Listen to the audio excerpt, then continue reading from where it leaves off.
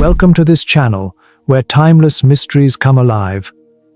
If you enjoy thrilling detective tales, don't forget to like this video and share it with fellow mystery lovers.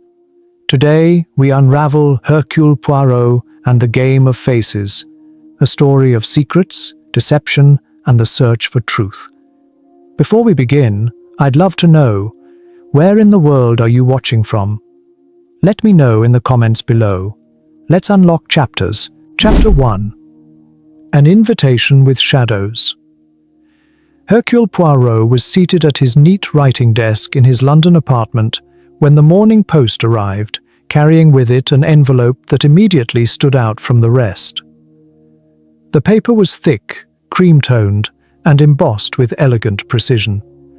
The handwriting, with its fine loops and flourishes, hinted at refinement and importance.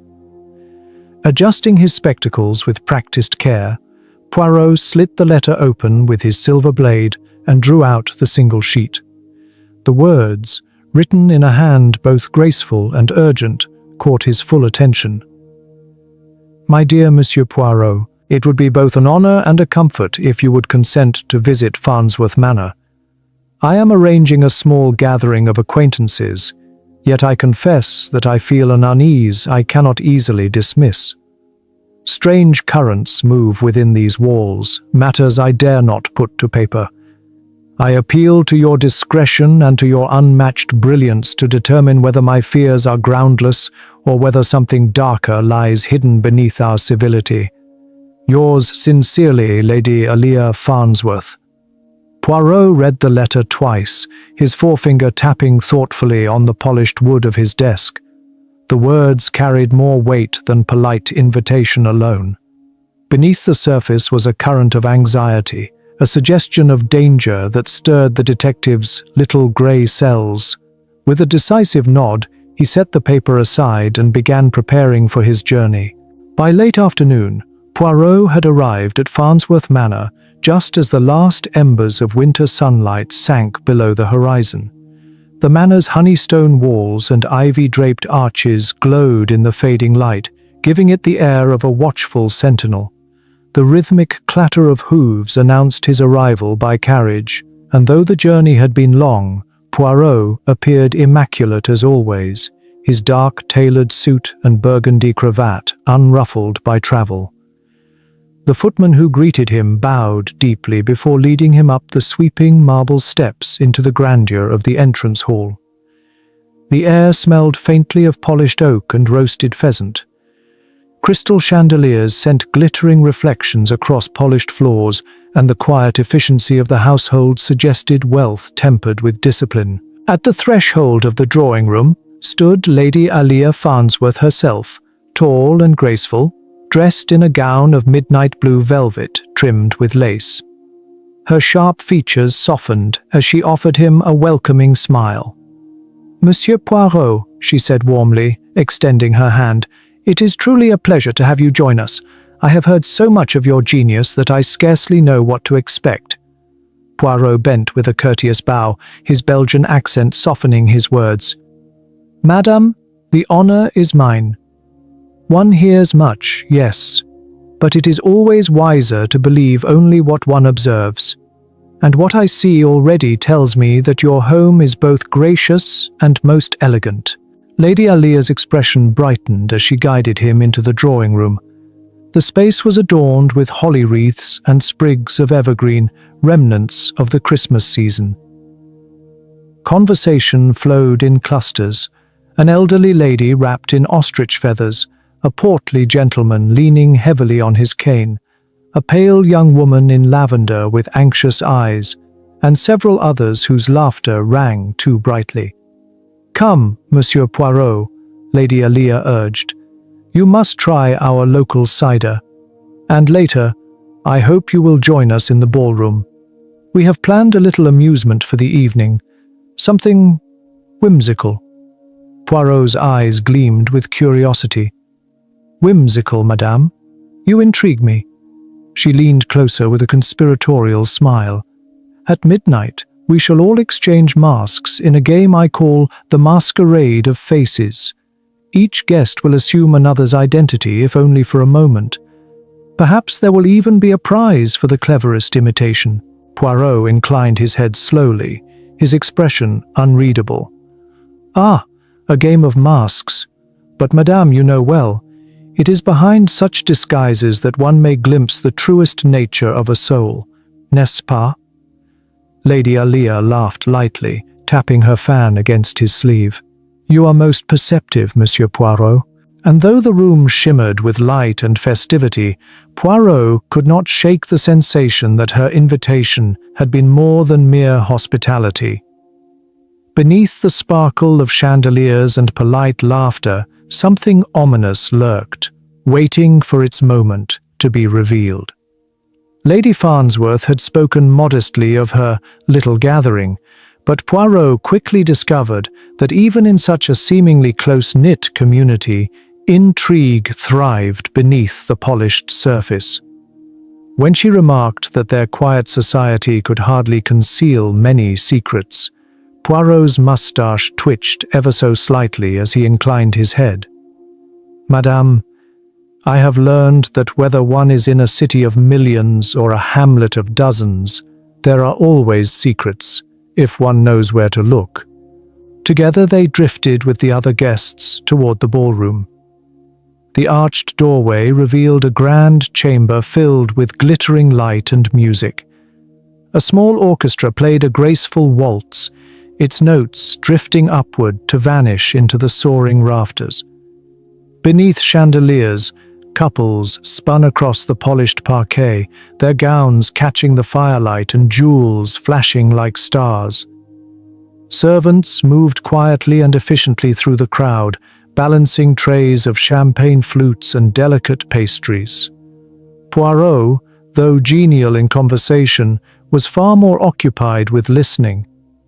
Every fragment of chatter, every lowered voice, seemed to carry the hint of something unsaid. Here a half-stifled reference to old debts, there a mention of a quarrel long buried under polite smiles. He responded with harmless remarks, but his mind stored each scrap carefully. The detective was always alert when laughter rang too loudly, or when silence fell a fraction too quickly after a name was spoken. As midnight neared, Lady Alia gave the signal for the evening's promised diversion. A servant appeared with a glossy lacquered box and set it down with a theatrical air. Excitement rippled through the guests as they drew out masks, some grotesque with exaggerated features, others delicate with feathers and gilt. Laughter filled the room as faces transformed, the assembly suddenly resembling a carnival of strange figures. Poirot was invited to join, but he declined with gentle firmness. No, mademoiselle, my own face must suffice. I prefer always to see rather than to be seen. His words earned laughter, though one young woman, perhaps Lady Farnsworth's niece, looked a little disappointed. Then the great hall clock began to strike. With each deep chime, the glittering masquerade shifted. At the 12th and final note, a strange hush swept through the room before laughter returned. Guests shrieked in playful alarm, darting into the corridors and galleries with exaggerated mystery. Names were called out, only to be answered with mocking laughter from a masked figure who vanished down a torchlit hall. Yet for Poirot, the amusement carried a darker undercurrent. He noted the stillness beneath the gaiety. The way masks, meant for play, could also obscure dangerous intent. His sharp eyes followed Lady Farnsworth as she donned a simple half-mask of black velvet. Their gazes met across the crowded floor, and she gave the faintest nod before vanishing into the throng. The house had become a maze of shadowed corridors, candle-lit alcoves, and masked figures moving like phantoms. Music swelled again from the ballroom, couples whirling in dramatic gestures, their laughter edged with something feverish. Then, abruptly, it came. A cry. Piercing, sudden, and filled with terror, it tore through the laughter and the music, silencing the violins mid-note. In an instant, the air changed. The festive hum collapsed into dread. Conversations froze, dancers halted, and every masked face turned in alarm. Poirot stiffened. He knew that kind of silence, the heavy stillness born not of courtesy, but of fear. He moved quickly, weaving past startled guests, following the echo of footsteps and the direction of the cry. The corridor stretched ahead, filled with figures in their disguises, their masks, once amusing, now oddly sinister in the flicker of candlelight. Whispers trembled in the air, blending with hurried footsteps. Somewhere in this labyrinth of faces, tragedy had made its entrance. Poirot's instincts sharpened. This was no game any longer. The masquerade of faces had shed its playful disguise, and beneath it, something grim and real had awakened. The detective advanced steadily, his mind already turning. Whatever had just happened, it was only the beginning. Chapter 2. At the stroke of midnight. A cry in the dark. The joyous masquerade at Farnsworth Manor came to an abrupt halt when a shrill cry split the air. It cut through the laughter and music like a jagged blade, echoing down the candlelit corridors and reverberating beneath the vaulted ceilings. For a heartbeat, no one moved. The glitter of jewels, the flutter of gowns, the playful guessing of hidden identities, all of it fell away, replaced by a silence that felt heavy, unnatural, and expectant. Hercule Poirot, standing near the edge of the ballroom, immediately sensed the shift. His keen mind, ever alert, registered the sound not as a moment of confusion, but as the opening act of a far more sinister drama. With the faintest tightening of his lips, he whispered to himself, "So it begins." The crowd reacted in a wave, masked figures rushing toward the direction of the cry. Velvet masks and painted visages blurred together as the guests stumbled through the confusion, whispering frantic speculations. Poirot, however, did not hurry. Instead, he moved with deliberate grace, his gaze sharp beneath the calm exterior, as though he were already cataloguing possibilities. "Poirot!" a strained voice called behind him. Turning, Poirot saw a slight young man lowering his mask, revealing a pale and shaken face. It was Frederick Farnsworth, nephew of the host. His breath came in short gasps, his composure shattered. The scream, it came from the corridor near the side chambers. "I'm certain of it." Poirot's eyes softened with understanding, though his tone was resolute. "Then, my friend, let us waste no time. Lead the way." Together, they pressed forward into the dimly lit passage. Only a few sconces sputtered along the walls, their flames struggling against the draughts of the old manor. A cluster of guests had already gathered near a carved oak door, forming a half-circle. Some clutched at one another, their masks abandoned in haste, while others stood rigid, their faces pale beneath layers of powder. At the center of the hush lay a young man, his livery crumpled and his figure slumped awkwardly against the wainscoting. The flickering light revealed the terrible truth. John, one of the footmen, lay lifeless. His stillness was more eloquent than any cry. Lady Althea Farnsworth's velvet mask hung askew as she pressed a lace handkerchief to her lips, her aristocratic composure faltering.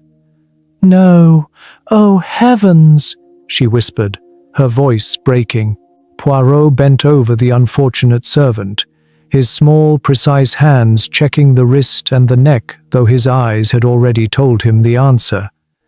"Alas, madame," he said softly, "the poor man is beyond aid." A collective gasp rose, rippling through the guests like wind through tall grass. Panic threatened to seize them, and Poirot stood quickly, his manner calm yet commanding. "Ladies and gentlemen, I beg of you, return to the drawing room. Order must be maintained if we are to understand what has happened here." For a moment, no one dared move. Then Lord Farnsworth himself appeared, tall and severe, lifting the grotesque mask of a mythical beast from his face. His expression bore both grief and authority. "You heard him," he said firmly, his voice cutting through the paralysis. "Let Monsieur Poirot do his work. We must not give way to disorder." Reluctantly, the guests retreated, murmuring wild theories and half-whispered fears as they withdrew into the safety of the grand rooms beyond. Poirot lingered by the body, his eyes narrowing in concentration. There were no obvious wounds, no trace of violence, and yet the faintest odor, sharp and chemical, lingered in the air. Something unnatural clung to the scene. At that moment, another figure appeared from the shadows, a tall, stooped servant in livery. His face was pale, his hands trembling. "Monsieur, sir, I came at once when I heard the cry. It is John, is it not?" Poirot regarded him carefully. "Your name?" "Thomas, sir, third footman." He swallowed hard, his Adam's apple bobbing. I had been in the dining hall, seeing to refreshments. I came down this corridor only for candles then. Then I heard that dreadful scream." Poirot's tone softened, though his eyes never wavered. "Very well, Thomas. You may be of help later. For now, inform Lord Farnsworth that I shall soon have questions for every member of the household. We cannot allow confusion to reign." The servant bowed stiffly and hurried away, though he glanced back once with haunted eyes as though half expecting the corpse to rise again. Left in near silence, Poirot examined the area with his meticulous care. A scuff mark on the polished floor caught his attention, perhaps the hurried step of someone fleeing. Nearby, a mask lay abandoned, burgundy and gold, finely embroidered, its interior lined with velvet and carrying a trace of perfume. Poirot lifted it delicately, considering whether it belonged to the dead man or to another guest whose identity was now concealed. Then, as his fingers brushed the footman's jacket, he felt the crackle of paper. Reaching inside, he withdrew a folded note. His brows arched as he unfolded it carefully, the faint scratch of the parchment hinting at secrets yet unrevealed. The masquerade had transformed from festivity to investigation, and Poirot knew with quiet certainty that this was no accident but the beginning of something much darker. The folded scrap of parchment felt strangely heavy in Poirot's hand, as though the single word it bore carried a weight out of proportion to its size. In neat, deliberate strokes, the word midnight had been written.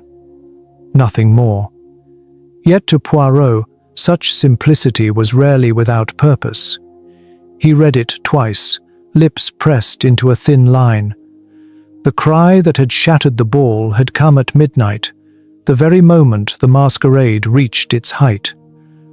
Was it merely coincidence, or had someone planned their act to that precise stroke of the clock? Slipping the note carefully into his waistcoat pocket, Poirot straightened. His little grey cells, as he so often called them, were already alive with speculation. Who had placed this note upon the footman? Was it intended for him? Or had John discovered something he was never meant to? A soft sound broke his reflections. Footsteps approaching, measured yet hesitant. Lady Althea Farnsworth appeared at the far end of the corridor, her black velvet mask clutched in one trembling hand.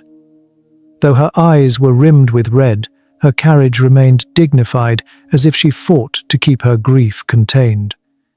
"Monsieur Poirot," she said in a low, urgent tone. "Lord Farnsworth is assembling the guests in the drawing room, as you asked, but the mood among them is unsettled. Whispers are spreading, insinuations exchanged. I fear panic will take root if it is not swiftly contained." Poirot inclined his head gravely. "You show wisdom, madame. Fear and rumor. These are enemies to reason, and without reason, the truth hides more deeply still. Rest assured, I will do all I can to restore order." He placed a gentle hand upon her sleeve, his voice lowering with kindness. "If you could see that the servants remain steady, offering calm where they can, it will aid me greatly. When fear stalks a household, it breeds chaos, and chaos, madame, is the accomplice of the criminal." Her lips quivered. "Yes, yes, I will do as you say." For a moment her poise faltered, and she asked the question that weighed most heavily on her heart. "But you do believe this was murder?" Poirot hesitated only briefly, his dark eyes flickering once more to the still form of the footman. The flicker of candlelight revealed the motionless hands, the quiet unnaturalness of death. At last, he spoke, his tone grave. "I believe, Lady Althea, that this was not an accident. Something deliberate, something sinister has intruded upon your household tonight, but we must not speak of it openly until facts are firmly in hand." She inhaled sharply, grief etched across her face before turning to a maid with quiet instructions to maintain composure among the guests. With one final strained glance at Poirot, she departed down the corridor. Left alone once more, Poirot studied the silent hallway. The shadows seemed to lean closer, flickering with the uncertainty of the sconces, as though the house itself held its breath. His fingers brushed the pocket where the note now rested. "Midnight," he murmured. A word both warning and declaration. Someone within Farnsworth Manor had taken advantage of the swirling masks and the merriment of the hour to mask a darker design. Who among the assembled guests, or perhaps among the trusted household, had dared to act beneath the cloak of revelry? Each mask, each smile, each word exchanged at the ball might hide a secret far deadlier than polite society would ever admit. Poirot's eyes gleamed with determination as he turned toward the drawing room. Already his mind was ordering impressions, sorting whispers, weighing every glance he had seen exchanged that evening. There was a truth here, hidden behind the facades of wealth and tradition, and he would uncover it. The masquerade of Farnsworth Manor had ended. The true game, however, had only just begun. Chapter 3. Whispered Confessions in the Morning Light. As dawn crept across Farnsworth Manor, the first glimmers of winter sun filtered through frosted panes, casting pale streaks of light onto the silent corridors. The mansion, once filled with music, laughter, and rustling gowns, now carried the heavy stillness of morning. The gaiety of the night before had dissolved into whispers, suspicion, and dread. An invisible weight pressed on every corner of the estate, like dust settling after a storm. Despite the late and troubled hours, Hercule Poirot rose early, his meticulous habits never yielding to fatigue. The detective's polished shoes tapped softly against the marble floor as he entered the morning room, where a modest spread had been laid upon a gleaming walnut sideboard. There he found Lady Althea Farnsworth, her figure draped in a gown of muted mauve. The traces of grief were written plainly on her face, red-rimmed eyes, trembling lips, and a hand pressed nervously against her chest as if to steady her own heartbeat. "You startled me, Monsieur Poirot," she whispered, her voice quavering. "Forgive me. My nerves are quite undone. Never has this house known such horror." Poirot inclined his head gently, his tone sympathetic but steady. "Madame, no soul of sensitivity could remain unmoved after such a calamity.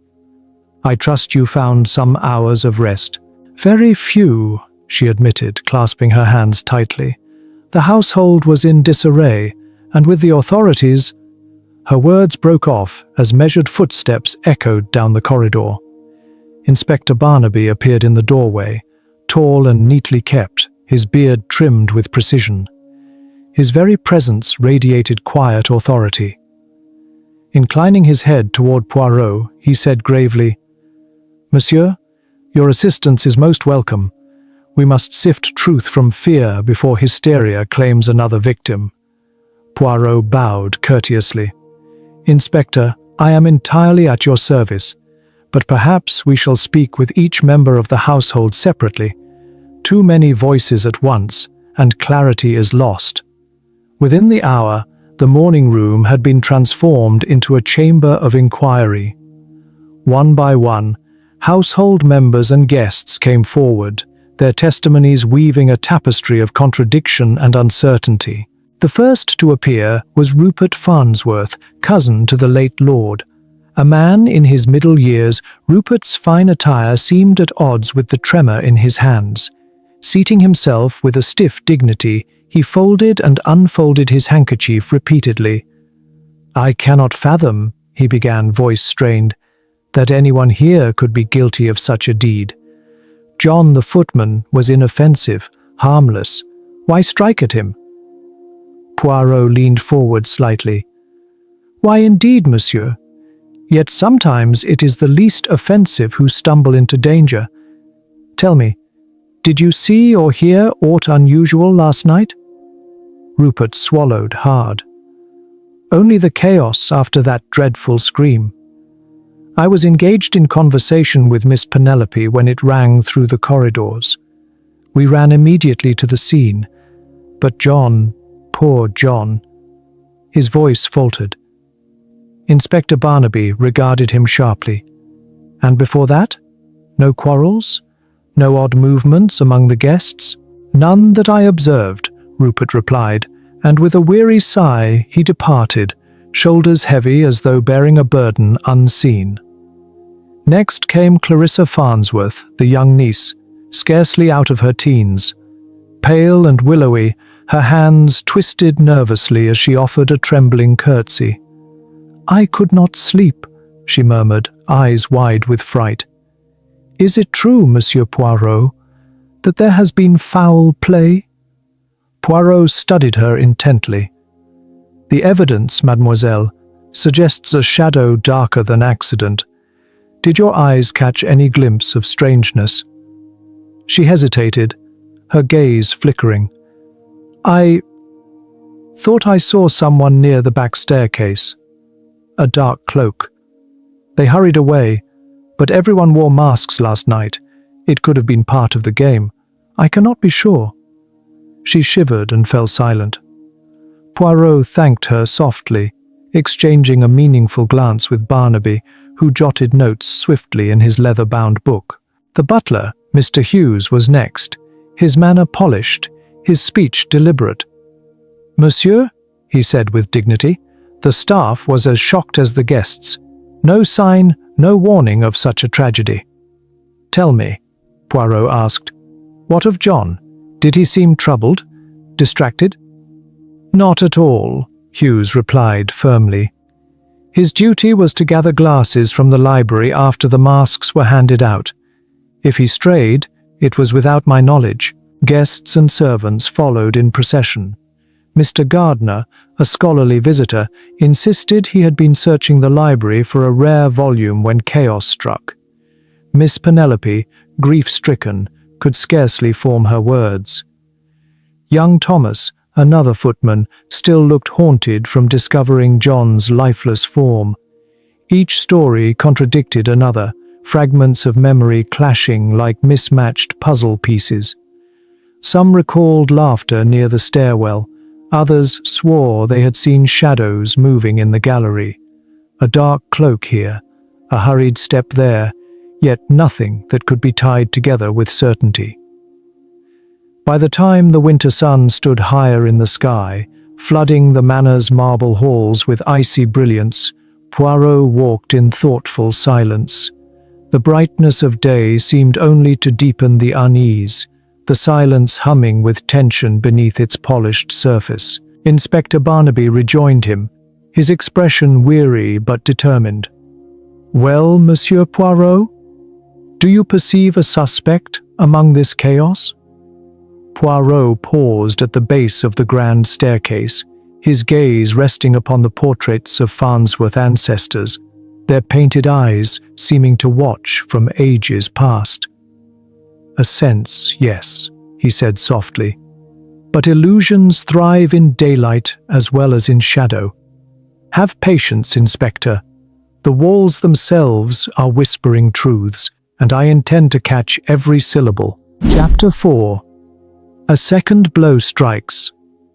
That afternoon, the silence of Farnsworth Manor was pierced once more, this time by a scream so raw and desperate that it seemed to split the very walls of the house. Unlike the earlier cry that had drawn everyone to poor John's body, this sound carried with it not just fear, but sheer anguish. Within moments, the manor stirred into chaos, guests rushing from parlors, servants abandoning their duties, all converging on the music room where the shriek had echoed. Poirot, who had been in the library deep in discussion with Lord Farnsworth, wasted no time. His sharp steps carried him swiftly to the crowded chamber, where the atmosphere had shifted from uneasy curiosity to utter dread. At the far end of the room, near the great windows overlooking the winter grounds, an ornate harp lay toppled, its golden frame twisted awkwardly on the carpet. Beneath its pillar lay the still, delicate form of Miss Penelope, one of Lady Althea's guests. A hush descended as the assembly stared in horror, their breaths shallow and uneven. Poirot pressed forward, gently parting the cluster of frozen onlookers, while Inspector Barnaby, arriving only moments earlier, knelt beside the fallen woman. A brief glance at the inspector's face told Poirot what his heart already feared. Miss Penelope had breathed her last. Poirot's eyes, narrowing with grim certainty, fell upon the livid bruises encircling her throat. This was no accident of a toppled instrument. This was murder. Lady Althea stood in the doorway, her entire frame trembling, lips parted as though she wished to cry out but could not summon the words. Poirot approached her with quiet gravity. "Madame," he said gently, "I must ask you and the other guests to withdraw to the adjoining room. The inspector and I must attend to what remains of poor Miss Penelope." She gave a mute nod and with a weak gesture of her hand, turned away, leading the shaken company into the sitting room. Their murmurs, threaded with sobs and whispered speculation, drifted back into the music room like a low, haunting chorus. Once the door was closed, Poirot and Barnaby bent to their work. The detective's eyes traveled across the chamber, noting the scattered sheet music at the base of the piano, a vase shattered upon the carpet with water seeping into its fibers, and a lone cushion cast onto the floor as though pushed aside in haste. He studied the bruises upon Penelope's neck with careful attention. "A hand, Inspector, or perhaps a ligature," he murmured. "The precise instrument must await the doctor's confirmation, but this was no fall." Barnaby exhaled heavily. "2 deaths in as many days, Poirot. We are not facing misfortune, we are hunting a deliberate killer, and I fear they may strike again." Poirot straightened slowly, his expression grave. "It is as you say, mon ami. With each act, the murderer grows bolder, or perhaps more reckless. Either way, we must act swiftly, for their game is far from over." When they stepped from the chamber, shutting the door with solemn care, Lord Farnsworth was waiting, his face pale as ivory beneath his moustache. "How could this happen? Again? In my own house, Poirot? What curse has fallen upon us?" Poirot placed a steady hand upon his arm. "Courage, monsieur. I give you my word. I shall not rest until the hand behind these crimes is revealed. But I will need the full cooperation of every soul beneath this roof." Turning to the assembled guests, he raised his voice so that all could hear. "Mes amis, Inspector Barnaby will speak to each of you again. You must recount precisely your movements this afternoon, every word spoken, every step taken. Only in the small details will we uncover the truth." A ripple of unease spread through the crowd. Clarissa Farnsworth, her young face blotched with tears, clutched a lace handkerchief as she cried, "She was alive not an hour ago. She played for me on the piano, just a light piece. She seemed so well." Mr. Gardner, the scholarly visitor whose name had already been whispered in suspicion, removed his spectacles and polished them with shaking fingers. "I too heard her playing, a waltz, I believe. I thought she was alone. I never imagined—" His voice faltered. At that moment, the butler, Mr. Hughes, entered discreetly. "My lord," he said with quiet deference, "Dr. Morley has arrived. He awaits your instruction." Barnaby exchanged a glance with Poirot, both men knowing the physician's verdict would confirm their suspicion. Miss Penelope had been murdered with deliberate force. The greater mystery was why. As the hours dragged on, the gloom within Farnsworth Manor deepened. Guests whispered in corners, their words sharpened by fear and distrust. Poirot observed Rupert and Clarissa in tense conversation, their eyes darting nervously as though they shared secrets unspoken. Across the hall, young Thomas, the footman, looked stricken, his steps faltering whenever Penelope's name was uttered. The manor was becoming a theatre of whispers, every player cloaked in suspicion. By evening, Poirot and Barnaby reconvened in the library, their gathered clues spread before them. A muddy footprint traced near the side entrance to the music room, a servant's account of a heavy crash, another's claim of seeing someone slip hastily through a corridor. To most, the pieces seemed disconnected, but Poirot's sharp mind traced the edges of an unseen pattern. "Our killer is close, Inspector," he said at last, fingertips steepled as he sat back in his chair. "With John there was subtlety, concealment, but with Penelope there is urgency. The hand that strikes does not do so blindly. These are not the accidents of chance, but steps in a carefully laid design." Barnaby's brow furrowed, his arms crossed. "I only pray we uncover their hand before they strike a third time." Poirot's eyes darkened with resolve. "As do I, mon ami, for justice, and for the safety of all who yet remain within these walls." Chapter 5. Shadows of Deceit.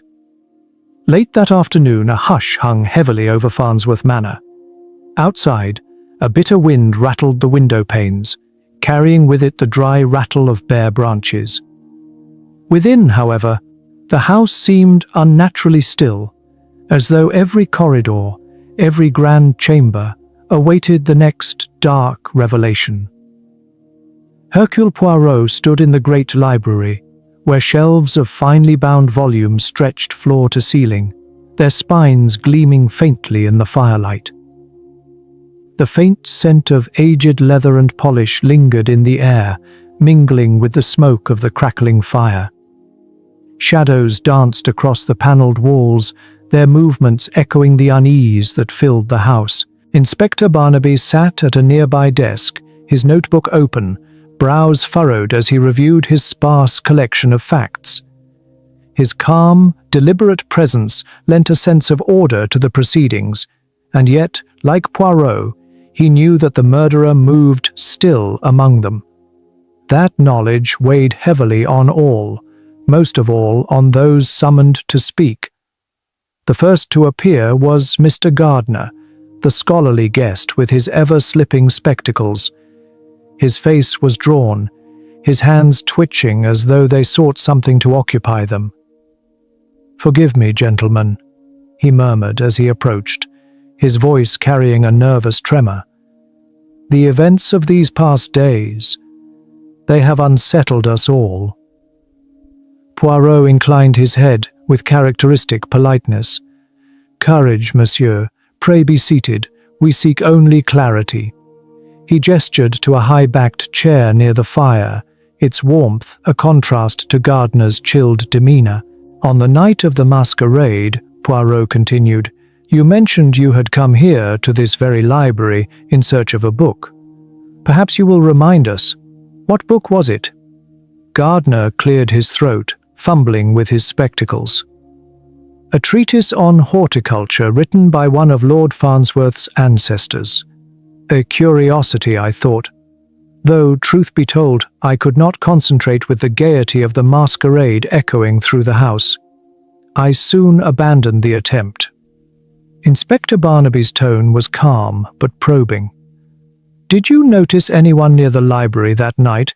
Someone in a hurry or behaving in an unusual fashion? The scholar hesitated, eyes darting toward the door. I cannot be certain, but yes, I do recall a figure passing swiftly outside, dressed in dark garments, a cloak, I think. At the time, I assumed it was a guest, lingering in the spirit of the game. Masks, cloaks, secrecy seemed almost expected. But now, he broke off, dabbing his brow with a handkerchief. Poirot's eyes glimmered thoughtfully. A cloak, monsieur. Costumes may amuse, yes, but sometimes a disguise conceals more than a jest. With Gardner dismissed, the next guest to appear was young Clarissa Farnsworth. The poor girl entered timidly, her hands trembling, her eyes shadowed by sleepless nights. She offered a wavering curtsy before sinking into the embroidered sofa at Poirot's invitation. My dear mademoiselle, Poirot said gently, we do not wish to distress you, but your account may prove invaluable. When poor Miss Penelope was discovered, what do you recall just before that dreadful moment? Clarissa's voice faltered as she spoke.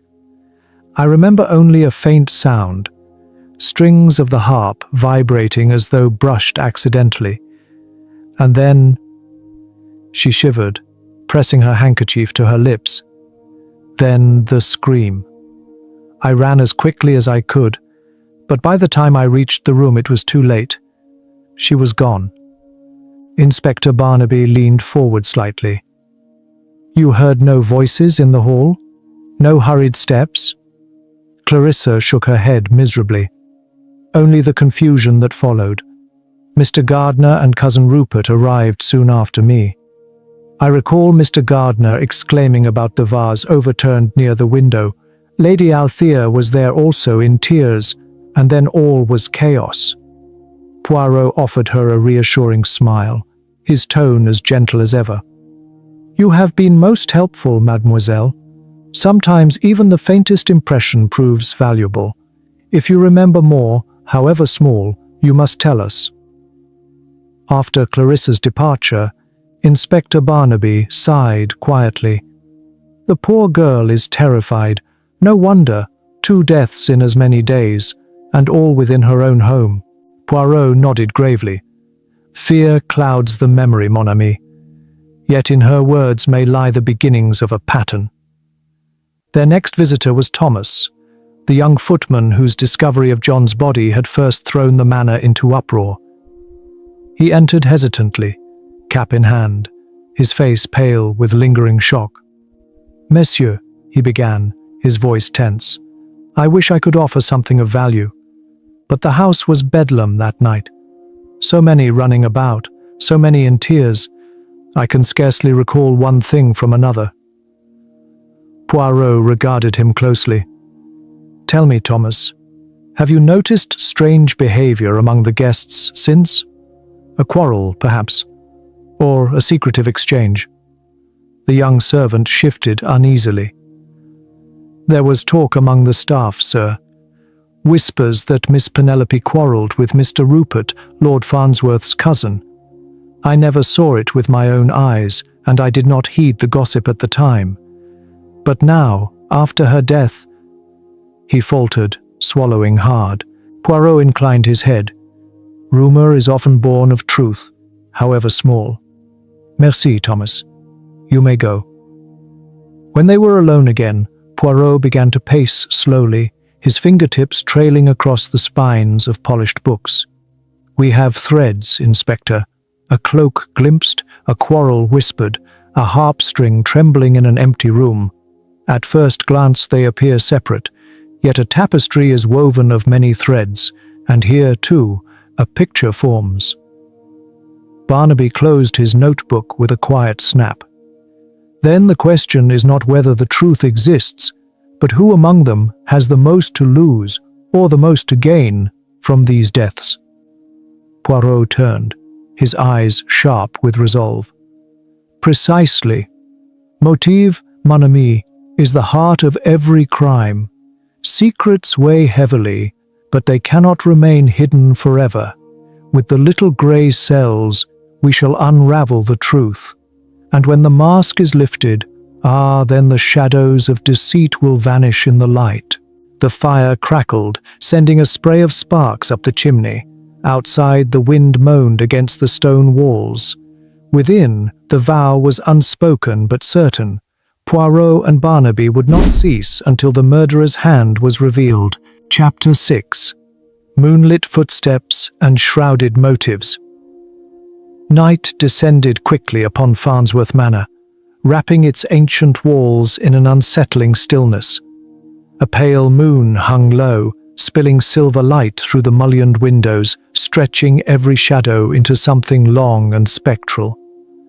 After supper, an uneasy affair where barely a word was spoken, the silence in the house seemed sharper than ever, as if each footstep echoed like a warning drumbeat in the hollow corridors. Poirot, ever composed and vigilant, moved quietly through the dimly lit passageways. His sharp eyes passed over flickering sconces and the heavy hang of embroidered tapestries, considering every creak and flicker as if it might reveal some hidden truth. Turning into the east wing, he nearly collided with Clarissa Farnsworth. Her cheeks were flushed, her hands trembling at her sides, and her eyes betrayed a concealed dread. "Monsieur Poirot," she gasped, pressing a hand to her chest. "I did not mean to startle you." Poirot bowed lightly, studying her face. "Mademoiselle Clarissa, it is you who appear startled. What troubles you at such an hour?" She cast a nervous glance over her shoulder, lowering her voice to a whisper. "I overheard something in my aunt's boudoir. Voices, low, hurried, speaking of dreadful matters. They spoke of debts, of obstacles that must be removed. I could not distinguish them clearly, only that one voice was a woman's and the other a man's." Poirot's expression sharpened with interest. "Indeed. These are curious words. Did you hear names, perhaps?" "No," she admitted, shaking her head quickly. "I dared not linger for fear of being discovered. But with the murders already—" Her voice trembled. "I am terrified, Monsieur Poirot, truly terrified." He placed a reassuring hand upon her arm, his voice gentle yet firm. "You have done wisely to share this with me. Go now to your chamber, lock your door, and leave the puzzle to me. Courage, mademoiselle." When she had gone, Poirot lingered, reflecting on the fragments she had given him. Debts, obstacles removed. Could these ominous phrases link the two deaths, or foretell a third yet to come? Beneath the polished refinement of Farnsworth Manor, he sensed a tangle of hidden resentments waiting to break free. Pausing at a tall window, Poirot's eyes caught a sudden movement in the courtyard below. A cloaked figure darted across the gravel, slipping swiftly into the darkness beyond the hedges. He considered pursuit, but reason prevailed. The night offered too many shadows for a chase. Instead, he would watch, listen, and let the truth reveal itself in its own time. Later, Poirot made his way to a small alcove near the drawing room, where Inspector Barnaby had set up a makeshift command post. A table cluttered with statements, lists, and notes gathered since the tragedies began. Barnaby looked up as Poirot entered, his face drawn with weariness. "You've seen something," the inspector remarked. Poirot inclined his head. "A cloaked figure in the courtyard. And Clarissa, poor child, has overheard a most alarming conversation. Talk of debts, of obstacles to be removed." Barnaby frowned, jotting a note into his book. "Another shadow in this web. The house grows restless, Poirot. Lady Althea is on the verge of collapse, and the guests are in uproar. I do not like where this is headed." Poirot set a small lamp on the desk, the flame steady despite the draught. "All the more reason, my friend, that we remain calm. I believe the night will yet yield its secrets." His voice dropped. "I only hope the dawn does not bring another tragedy." Hours dragged by, the manor's hush broken only by distant doors closing and the occasional muffled step in the halls. Poirot walked the corridors, guided less by reason than by instinct, but the night passed without fresh disaster. Morning arrived bleak and grey, mist curling across the fields. Descending the main staircase, Poirot noticed a gathering near the billiard room. A knot of guests clustered anxiously, Rupert Farnsworth among them, voices low with confusion. "Poirot," Rupert called out, beckoning him in. "You must see this." Inside, Poirot found a curious sight. On the green baize of the billiard table lay a mask, elaborate and strange. Its feathers gleamed in the weak daylight, its long beak-like shape grotesque in the stillness of the room. No body accompanied it, no trace of violence stained the floor, and yet its presence sent a chill through the company. "Whose mask is this?" Barnaby demanded sharply. Mr. Gardner, pale and hesitant, pushed his spectacles higher. "I cannot say, Inspector. There were so many that night. Masks were passed from hand to hand. But this one—" He paused uneasily. "This one seems different." Rupert raked a hand through his hair. "I don't recall it being among those provided for the masquerade. Was it brought here later? Left deliberately, perhaps as a warning?" Poirot approached the table, lifting the mask delicately by its edges. Turning it over, he discovered a faint marking scratched into the inner surface, an elegant letter L. "A monogram," Poirot murmured. "Whether it is the maker's mark or something more, I cannot yet say, but its presence is deliberate." Barnaby's jaw tightened. "A message, then.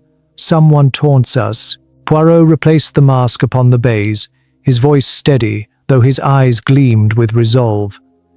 "Yes, Inspector. A taunt or a clue. Either way, our adversary is bold enough to play with us openly. We must follow where the threads lead. In the end, masks conceal little, and the truth, always, will emerge." Around them, the guests exchanged uneasy glances, suspicion gnawing at every whispered breath. In their eyes, Poirot saw both fear and the dawning realization that until the killer was revealed, none of them could feel safe. For Poirot, the mystery only deepened, but so too did his determination. Farnsworth Manor's secrets would not remain buried. Chapter 7. A Tangle of Accusations. The grand salon of Farnsworth Manor, once a proud showcase of opulence, now bore the heavy air of unease. Tall mirrors, dulled with age, caught what little daylight filtered through thick velvet curtains. The chandelier above glittered faintly, its crystals trembling as though even they felt the strain. Within that stately chamber, the gathering of guests resembled not a genteel assembly, but a tribunal, each person seated stiffly or hovering at the edges of chairs as suspicion gnawed at them. Poirot, his posture flawless and commanding, stood at the mantelpiece, hands neatly folded, his sharp gaze sweeping across the room. "Mes amis," he began, his calm tone a striking contrast to the tension that crackled in the air. "We have endured tragedy after tragedy within these walls. Yet I assure you, truth is not elusive. It stands before us, persistent, if we are willing to see." A hush followed, broken only by the rustle of skirts and the creak of an old chair. Inspector Barnaby, standing at Poirot's side, cleared his throat and spoke with authority. "We must have your full cooperation. No half-answers, no evasions. The time for secrecy has passed. Speak plainly, or risk allowing another life to be claimed." Lady Althea Farnsworth, pale but composed, inclined her head, her voice low but steady. "Yes, we must face this evil before it strikes again under my roof." Poirot's eyes moved over each face. Rupert Farnsworth stood rigid, his expression clouded by worry. Clarissa twisted a lace handkerchief between her trembling hands. Mr. Gardner shifted restlessly, tapping his foot in anxious rhythm, while Mr. Hughes, the butler, stood with perfect formality near the doorway, as though determined to reveal nothing. Poirot raised his chin slightly. "Let us consider the mask discovered yesterday, left upon the billiard table. A curious object bearing the letter L.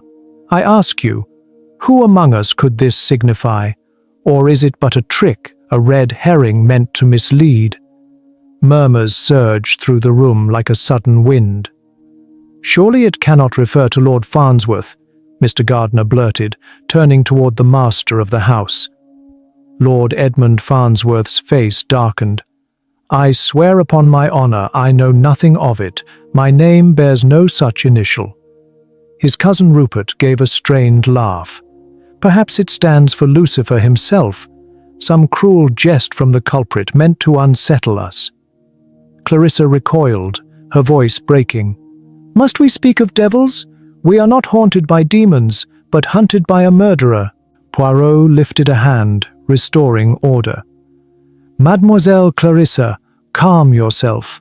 Evil may be cloaked in superstition, yes, but its cause is always rooted in human motive. This killer does not act without reason. Whether that reason be jealousy, revenge, or desperation, we shall uncover it." Inspector Barnaby stepped forward, letting the word resonate. "Motive. It is at the heart of every crime. We cannot forget the conversation overheard about debts and obstacles to be removed." His eyes scanned the group, searching for the faintest flicker of guilt. Lady Althea's voice trembled. "But surely among friends and family we would sense such malice. Could one of us harbor such darkness?" Poirot regarded her gravely. "It is precisely among those we believe we know best that secrets hide most effectively. Appearances deceive, madame. A mask is often worn long before the masquerade begins. At that moment, the salon doors creaked open. Thomas, the young footman, peered inside with hesitant deference. "Begging pardon, my lady inspector, but I heard talk of a meeting. If there's any service I might provide." Barnaby's tone softened. "Thank you, lad. Wait outside until we call for you." Thomas bowed awkwardly and withdrew, though not before Poirot noticed the unease in his eyes and the stiffness in his posture. Poirot filed it away silently. Even the smallest flicker of fear might reveal more than words. Turning back to the gathering, Poirot's voice grew firm. "We cannot solve this mystery by clinging to fragments alone. Each of you has seen, heard, or sensed something. No matter how trivial it may seem, share it, with Inspector Barnaby or with me. Withholding even a whisper of detail could mean another death." A ripple of unease stirred the company. Edmund Farnsworth placed a hand gently upon Lady Althea's shoulder. Clarissa twisted her handkerchief until the delicate lace threatened to tear. Mr. Gardner pushed his glasses up his nose, avoiding eye contact. Rupert shoved his hands deep into his pockets, as if bracing himself against invisible chains. Poirot's expression remained serene, but the urgency beneath it was unmistakable. "Mark my words, mes amis, the net is tightening. Though the killer hides still among you, the masquerade cannot endure." The truth waits only for its final revelation. The chamber fell into silence. Only the tick of the great mantel clock marked the passing seconds, each tick heavy with dread and fragile hope. They were closer than ever to unmasking the murderer. But for now, suspicion still hung thick in the air, and shadows of deceit lingered at every corner of Farnsworth Manor. Chapter 8. The Truth and the Treachery. Morning crept slowly across Farnsworth Manor, veiled in a pale mist that clung stubbornly to the lawns and stone terraces. It was as though the estate itself hesitated to reveal what had taken place within its walls. Whispers of dread and anticipation drifted through the corridors, for word had spread quickly. Hercule Poirot had called for a final gathering in the drawing room at precisely 9 o'clock. Servants hurried about in subdued silence, adjusting chairs, feeding the fire, and ensuring that every detail of the great room was in order. For this was no ordinary assembly. This was to be the hour of revelation. At the stroke of the appointed time, the heavy double doors opened. Poirot stood near the fireplace, posture immaculate, his eyes sharp and unreadable.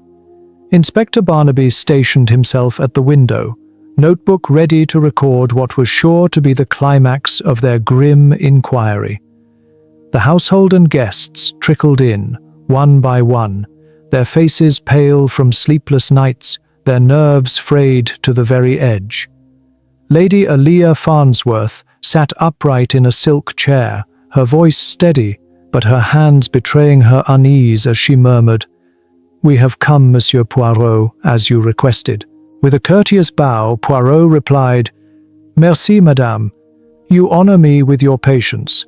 I believe at last we stand upon the threshold of truth." His words seemed to cast a hush across the room. Lord Farnsworth slumped in his chair, fingers tapping an unsteady rhythm on the armrest. Clarissa dabbed at her damp eyes, a fragile lace handkerchief clenched tightly in her fist. Rupert paced restlessly, every step betraying nervous agitation. Mr. Gardner polished his spectacles with distracted precision, while the butler, Hughes, remained stiff-backed at the door, as though the dignity of the house itself rested upon his shoulders. Thomas, the young footman, lingered uncertainly at the edge, his face drained of colour. Poirot's gaze swept the semicircle of faces before him, and then he began, his voice calm yet commanding. "Within these walls, we have witnessed tragedy unfold in swift succession. A faithful servant, young John, met his end beneath the shroud of night. Soon after, poor Miss Penelope was discovered lifeless, cruelly silenced beneath the harp she loved. Ominous warnings appeared, a cryptic mask, a single letter, whispers of debts and secrets. At first, these events seemed unconnected, but mes amis, together they form the threads of a single tapestry, a tapestry woven by the hand of our murderer." The room collectively inhaled, hearts quickening. Even Inspector Barnaby leaned forward, his normally stoic face taut with expectation. Poirot continued, weaving the narrative with measured precision. "Why strike down John, a harmless footman? Because he had learned too much. I found in his pocket a note marked only with the word midnight. He was meant to meet someone, to exchange words of warning. That meeting never came to pass. Instead, he was silenced." Poirot paused, allowing the weight of the words to settle. All eyes then turned to Miss Penelope. Why should she suffer such a fate? Was it chance or something more deliberate? No, she too had stumbled upon knowledge that made her dangerous to the culprit. Her death was frantic, the act of a desperate soul, proof that the killer was cornered. Poirot lifted his chin, moustache quivering. And then the mask, decorated with the letter L, a dramatic but hollow gesture. It was never a true signature, only a diversion, meant to confuse. Yet it betrayed our murderer's vanity.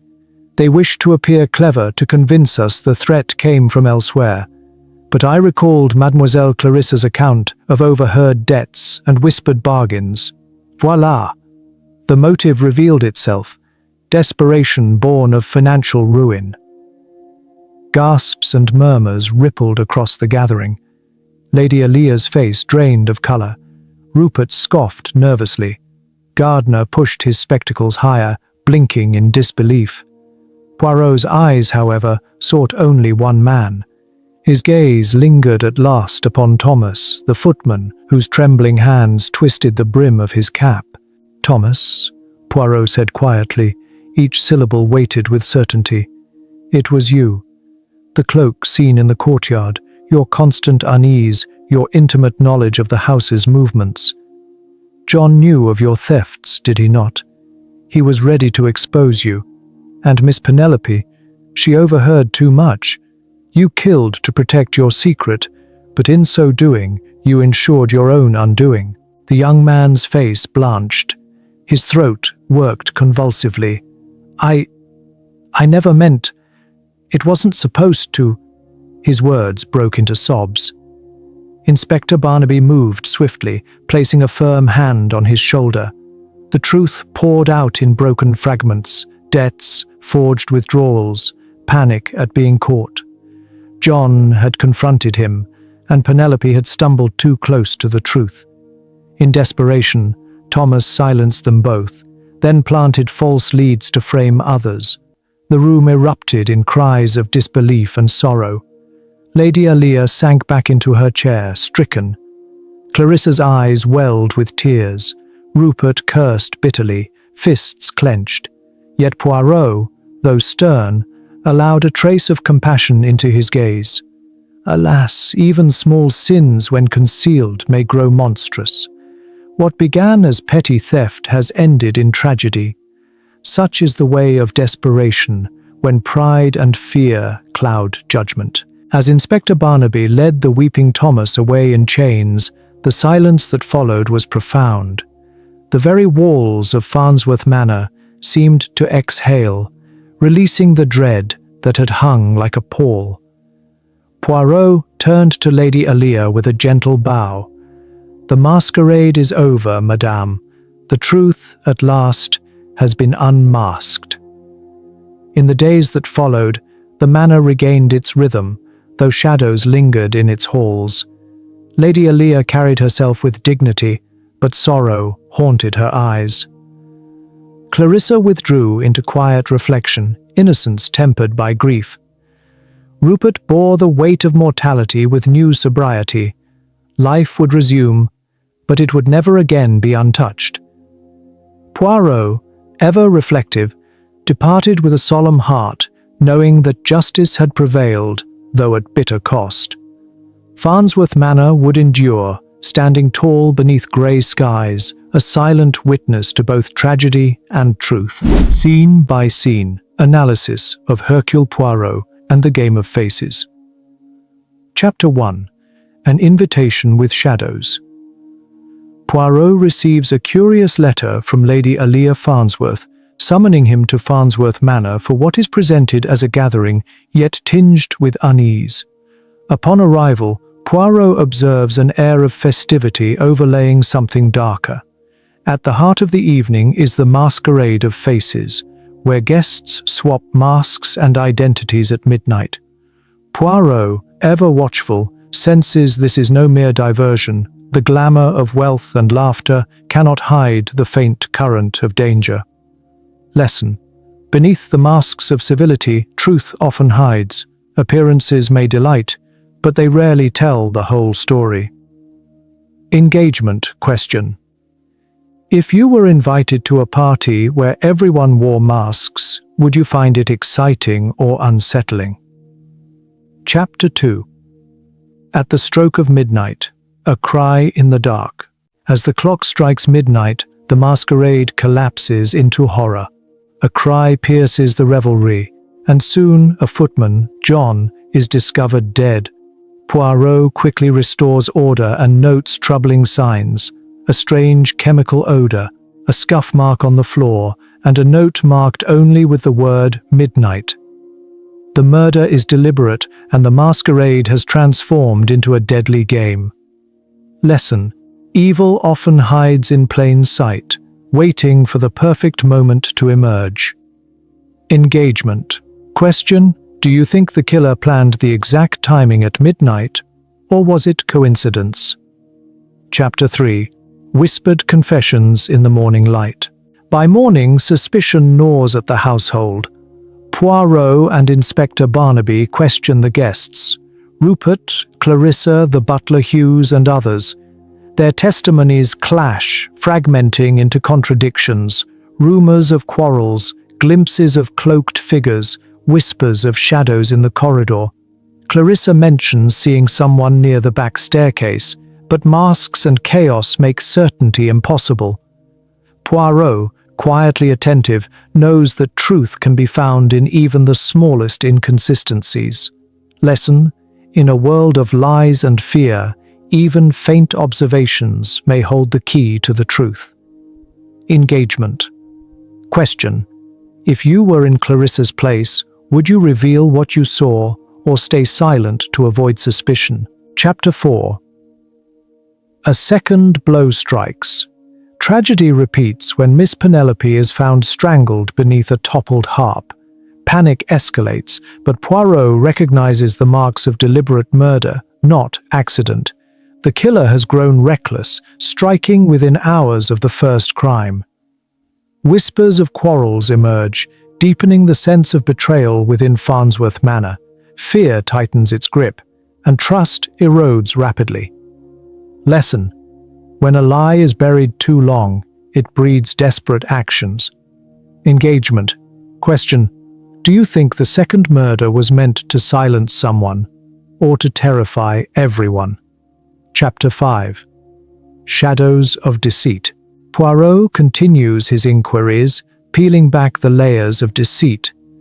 Guests and staff reveal partial truths. Gardner glimpsed a cloaked figure. Clarissa heard faint harp strings before Penelope's death. Thomas the footman recalls whispers of a quarrel involving Rupert. Threads of rumor, fear, and secrecy interweave. Poirot reminds Barnaby that motives, jealousy, revenge, or desperation, are the root of all crime. Lesson: lies may scatter in different directions, but eventually they form a single pattern. Engagement. Question: do you believe motives like love, money, or revenge are the strongest reasons behind murder? Chapter 6. Moonlit footsteps and shrouded motives. Night deepens the mystery. Clarissa confides in Poirot that she overheard a conversation about debts and obstacles to be removed. Poirot then spots a cloaked figure darting across the courtyard. In the morning, a bizarre mask marked with the letter L is found in the billiard room, an ominous clue suggesting either a taunt or a hidden identity. Suspicion thickens, and Poirot realizes the killer enjoys playing with perception. Lesson: fear thrives in silence, but courage comes from confronting what lies hidden. Engagement. Question: if you found a mask left behind in a murder house, would you see it as a clue or a warning? Chapter 7. A tangle of accusations. The tension explodes into open suspicion. Guests accuse one another, theories abound, and the mysterious mask with its letter L sparks wild speculation. Poirot insists that the truth lies in motive, not superstition. He reminds everyone that masks of respectability are often worn long before the masquerade began. The net tightens, but the killer remains concealed. Lesson: accusations cloud reason, but motive always points toward the truth. Engagement. Question: do you think fear makes people accuse others too quickly, or does it reveal what they secretly believe? Chapter 8. The Truth and the Treachery.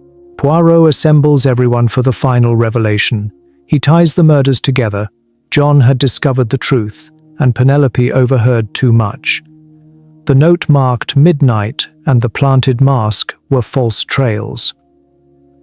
Ultimately, Poirot unmasks Thomas, the young footman, whose thefts and debts led him down a path of desperation and violence. Justice prevails, but Farnsworth Manor remains scarred by betrayal and loss. Lesson: small sins, when hidden, can grow into tragedies beyond control. Truth, though painful, is the only path to freedom. Engagement. Question: do you think Poirot was too harsh in unmasking Thomas, or was justice the only way forward? Let's discuss key characters. At the heart of the case stands Hercule Poirot, the master of observation, whose calm reasoning cuts through masks and misdirection to expose the truth. His loyal companion, Captain Hastings, provides narration and acts as a grounding presence, voicing the natural doubts of the audience. Local authority is represented by Inspector Barnaby, whose reliance on procedure contrasts with Poirot's intuitive precision. The host, Lady Alia Farnsworth, is both the convener of the masquerade and the figure around whom suspicion briefly swirls, her estate becoming the stage for betrayal. Among the guests, Rupert emerges as a central suspect due to whispered quarrels, while Clarissa plays a key role as a reluctant witness who shares fragments of what she has seen and heard. Miss Penelope, graceful yet observant, becomes the second victim, her murder escalating the urgency of the investigation. The butler Hughes and the footman John frame the story's domestic staff, John tragically serving as the first victim, his death unlocking the mystery's chain of events.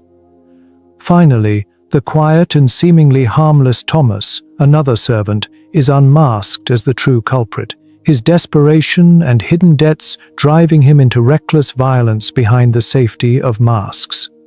Final thoughts.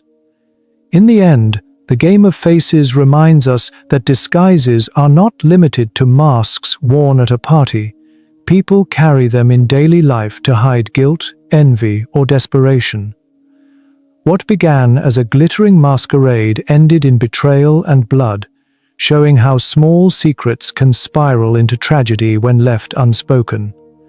Poirot's steady logic reveals that beneath every mask lies a truth that cannot be hidden forever. The story leaves us with the unsettling thought that the greatest danger is not in strangers, but in those who stand closest, wearing a face we think we know. Thank you for following this mystery to its conclusion. Do you believe people are more dangerous when they hide behind literal masks or when they conceal their true selves in plain sight? Share your thoughts in the comments below. And if you enjoy journeys where Christie shows that reason will always pierce deception, make sure to subscribe now. Each week, we uncover another puzzle where appearances deceive, but truth prevails.